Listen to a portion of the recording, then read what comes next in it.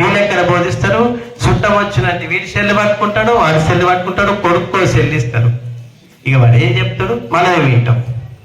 అంటే భావన చేయకండి. అప్పుడప్పుడు అమ్మ స్టేజ్లో చెప్తుంటది, సెల్లు పక్కకు పెట్టి పిల్లలకు మర్యాద చెప్పండి, మన ధర్మాన్ని బోధించమని చెప్తుంటది ఎప్పుడప్పుడు మాత. అట్లాగనే మనం కూడా బోధిస్తేనే ఇటువంటి రోజు అయినము. వాళ్ళను కూడా ఇటువంటి తయారు చేయాలంటే మీరు ఖచ్చితంగా పిల్లలకు బోధించాలా. ఎట్లాగా బోధించాలి? ఉగ్గుపాలు ఎట్లా పడతావో అట్లాగా భారత సంస్కృతి నేర్పితే వాడు ఒక వివేకానందుడు అవుతాడు, ఒక శివాజీ అవుతాడు. అట్లా అయినప్పుడే మన దేశాన్ని, మన భారతదేశాన్ని, మనల్ని కాపాడుకునే శక్తి కలుగుతుంది. హిందూ సమ్మేళనం ఎందుకు పెట్టి రూట్కనే వాళ్ళంతా ఒకరు కూర్చొని మీటింగ్ పెట్టి 4 మాటలు చెప్పి కడుపు నింపుతానికి పెట్టే వాళ్ళు. కేవలం నువ్వు ఎవడు, నువ్వు ఎందుకు వచ్చినావు, నువ్వు ఏం పని చేస్తున్నావు, దేశాన్ని కాపాడు, నువ్వు ఉద్ధరించు, ఉద్ధరే ఉద్ధరాత్మారాం అని చెప్తుంది భగవద్గీతలో.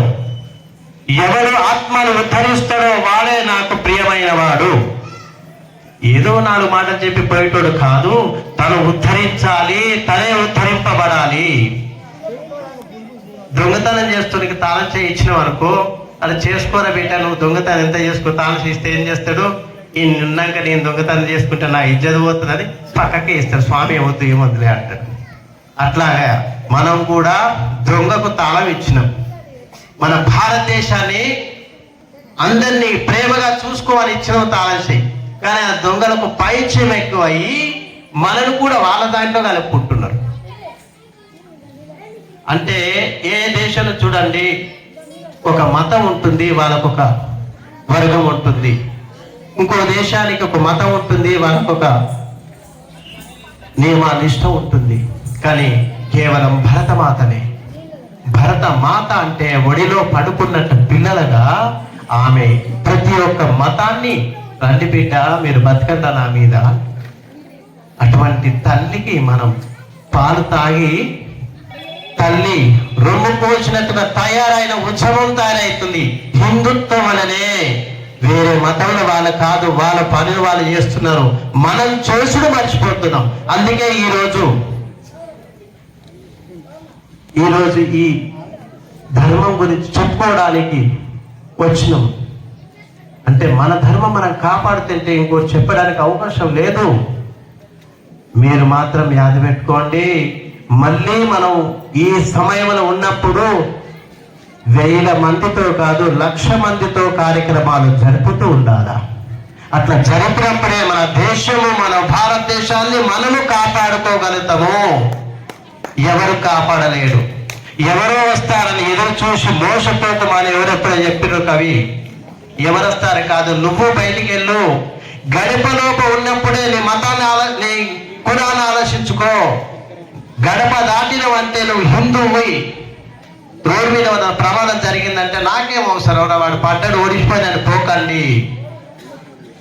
వాడిని ఏదో లేపి వాడికి ఎంతో సరిచర్యలు చేసి తీసుకుపోయి హాస్పిటల్ చేస్తే రాజసు యాగం చేసినంత ఫలితం దక్కుతుంది. సర్వే జన సుఖినో భవంతు అనే ఒక భారతదేశ మతం తప్ప ఇంకే అనే మతం చెప్పలేదు. సర్వే జన సుఖినో భవంతు అన్న భారతదేశమే రేపు సర్వే జన అనంతులు. అటువంటి మార్గం పెట్టుకోండి. ఒక కొడుకును కంటాము, వాడు ఎందుకు అక్కరొస్తాడు? ఇంట్లో ప్రేమ వరకే. ఇద్దరిని కంటాము, ఒకరు దేశానికి ఉద్ధరించాలా, ఒకడు మన ఇంట్లో ఉండాలా. నలుగురిని కంటాము, ఒకడు దేశానికి అక్కరొస్తాడు, ఒకడు దేశం కావలి ఉంటాడు, ఒకడు ఇంట్లో కావలి ఉంటాడు. ఒక పిల్లతో సరిపోదండి, నలుగురు జనాల దేశానికి ఉద్ధరించాలి. అందుకే మన ధర్మంలో లేదది. ఓటీన కాదు, నువ్వు పరిచర్య చేయాలా. వారికి ఎందుకు కట్టెగా మారాలి మనం.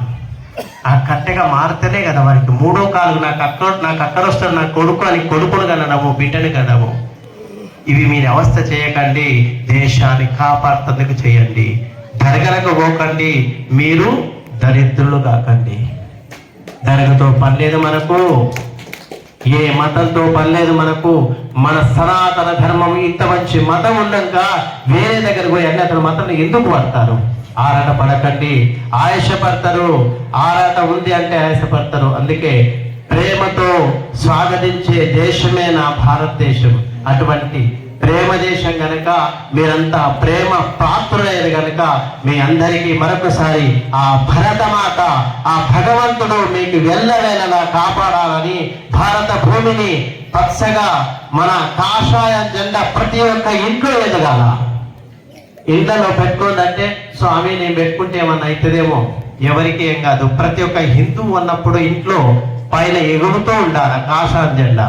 ఆ కాషాయ జెండా ఎక్కడ ఉంటుందో తచ్చే అక్కడ హనుమంతిష్టతి. ఎక్కడ కాషాయ జెండా ఉంటుందో, ఎక్కడ రామనామం ఉంటుందో అక్కడ హనుమంతుడు వచ్చి తిష్టేసి కూర్చుంటాడు. ఆ హనుమంతుడు వచ్చినప్పుడు ఇంట్లో ఏ దరిద్రం ఉండదు. అందుకే ప్రతి ఒక్కరి ఇంట్లో ఖచ్చితంగా కాషాయ జెండా ఎగురుతూ ఉండాలా. ఇప్పటిక ద్రౌపది చేతులు పట్టుకున్నట్టుగా చేతులు పెట్టి కృష్ణ అన్నట్టుగా మీరందరూ భగవత్ నామస్మరణ చేయండి. పుణ్యతులుగా అంటే ఈ ఊరిని బాగు చేయండి. ఈ ఊరి సమస్త మీరే. ఇక చూడండి. ఓం నమో భగవతే నారాయణాయ.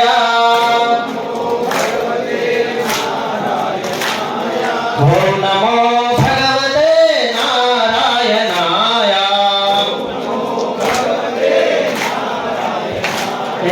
ఓం నమో భగవతే వాసుదేవాయ.